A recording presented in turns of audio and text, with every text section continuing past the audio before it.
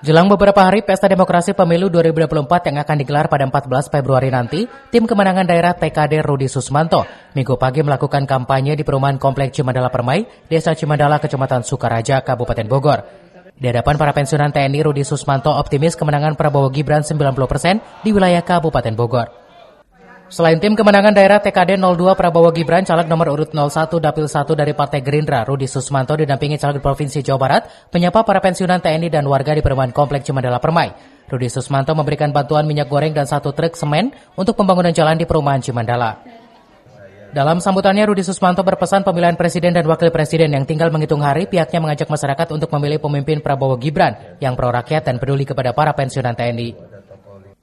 Konsolidasi pemenangan Prabowo Gibran di Kabupaten Bogor, kita ada di Desa Cimandala dan kita sangat optimis Desa Cimandala Prabowo Gibran bisa menang 90%. Kita menyerahkan bantuan buat lingkungan karena memang sudah mengajukan proposal cukup lama terkait untuk pengecoran jalan lingkungan. Nah, kita tidak bisa menyelesaikan semuanya, tapi kita berbagi. Apalagi kalau bicara Komplek Cimandala, sebenarnya adalah orang tua saya sendiri, mantan purnawirawan TNI, dan saya juga berangkat dari keluarga besar TNI. Jadi hari ini menyapa bersilaturahmi orang tua saya purnawirawan TNI. Menurut Rudi, kegiatan sosialisasi dan konsolidasi kemenangan calon presiden Prabowo Gibran di Kabupaten Bogor yang digencarkannya optimis 90% bisa menang di wilayah Kabupaten Bogor. Dari Sukaraja, Kabupaten Bogor, Suhanda Abriji melaporkan.